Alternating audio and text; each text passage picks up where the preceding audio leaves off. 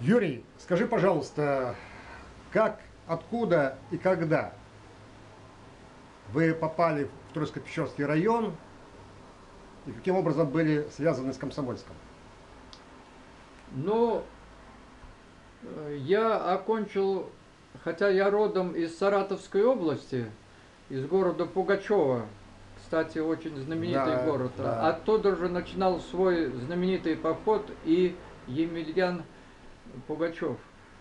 И поэтому Чапаев, который потом был комендантом этого города почти целый год, и там до сих пор его дом-музей, узнав об этом, переименовал его из Николаевска в Пугачев. Ну, это тоже здорово. Это Это типа, тоже, да, да, это дух. это Дух. тоже дух. Поэтому, ну, выходцы из этого города, многие Знаменитые люди. стали известными героями. Мой двоюродный брат, например, герой-пограничник, в годы войны он там был ранен на южной границе СССР и с раненой рукой полз к своей пограничной, значит, позиции. Ну и вот я, хотя писал стихи, вообще интересовался литературой с детства, но не решился поступать в литературный институт в Москве, а поскольку любил природу и много читал о тайге, я решил поступить в Московский лесотехнический институт, и после его окончания стал лесным инженером и был направлен вот сюда, в Коми-республику, именно в Печорский трест, который, в свою очередь, направил меня на Среднюю Печору.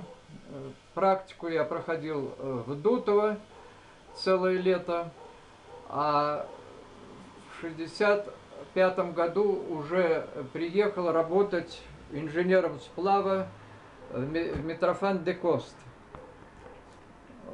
Вот так я попал сюда. Это в каком году было? Это было, значит, в 1964-м я оканчивал вуз и был здесь на преддипломной практике, а в 1965-м уже окончательно приехал на Печору.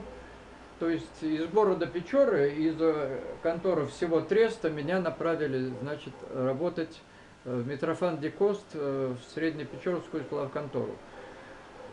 Вот так я сюда попал. Но поскольку я писал, не только ездил и занимался организацией сплава молевого и плотового, строительством, руководил строительством запаней, но и в свободное время писал материалы об этой работе, о лесниках, о сплавщиках в газеты, в средства массовой информации, на радио давал информации.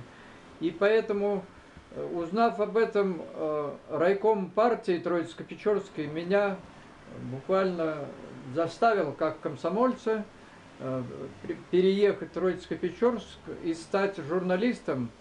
А поскольку я больше всего знал именно вот лесную промышленность, то меня командировали периодически вот опять в леспромхозы и сплавконторы той же Печоры. И я ездил туда, и поэтому, в общем-то, все 2 года и еще 13 лет, 15 лет я, значит, общался постоянно и совместно работал вот с работниками лесных предприятий Печоры, среди которых мне больше всего именно нравился Комсомольск, потому что в нем работали люди, ну, действительно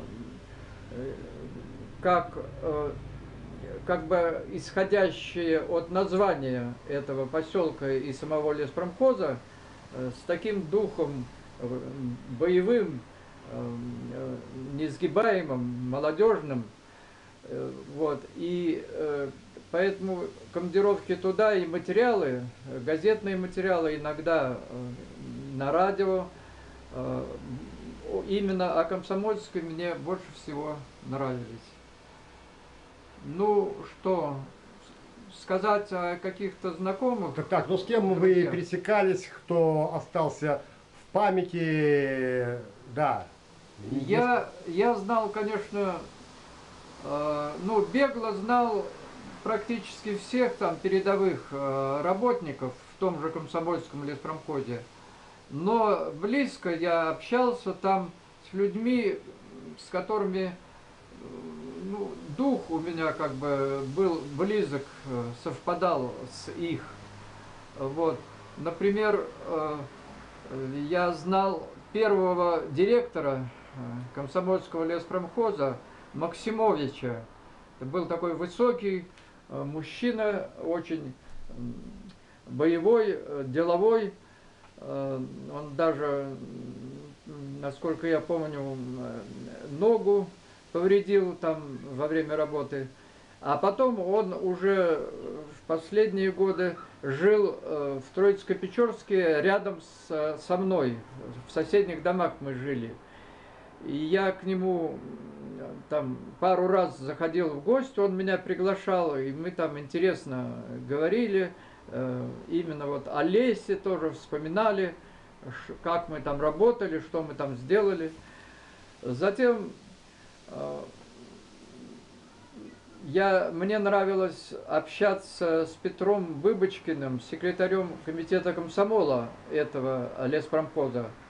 Это был очень такой видный парень, симпатичный и, главное, что действительно комсомолец по духу своему, то есть ну, абсолютно настоящий комсомолец. Затем из людей, скажем,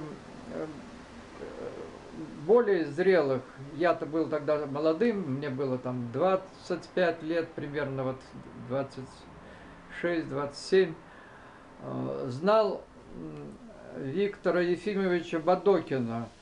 Это был фельдшер, и в то же время он организовал там духовой оркестр, то есть вот находил, это вот отец как раз, Да, мой отец. Отец организатора этой вот нашей передачи, нашего кино юбилейного. И с ним мы и там встречались, в Комсомольске, и в Троицко-Печорске, когда я туда переехал, и он туда по каким-то делам приезжал. Ну, затем там были люди очень разные по судьбам. Были спецпереселенцы в те времена в леспромхозах вот, таежных, таких как Комсомольск. И ну, те, кто как бы в войну попали в сложные ситуации и ну, прошли через прошли через какие-то наказания, и это в том числе такой Евгений Бадич, человек уже вот такой зрелый в те года, и в то же время он был очень интересный тем, что он знал литературу, сам писал что-то, и потом мы с ним общались и в Ухте, куда он переехал, и встретился со своей подругой, которая стала его женой, и уже у него рос там сын, который стал потом юристом, судьей был, адвокатом и так далее. Ну и, конечно, еще там жили и женщины рабочие, работницы, лесные, которые почему-то всегда были заняты на обрубке сучьев в лесу, на Это лесозаготовке. отдельная тема. Про Да. сучкорубов и про сучья это другая тема. А другие еще мне были известны две девушки, это Валентина Тырина, Ну, вот здесь вот фотография, да? да, Валентина Тырина, вот, Да. и Нина Нина Родионова. Родионова, которые были филологами по образованию, но, в общем-то, их тоже, как людей такой важной гуманитарной профессии,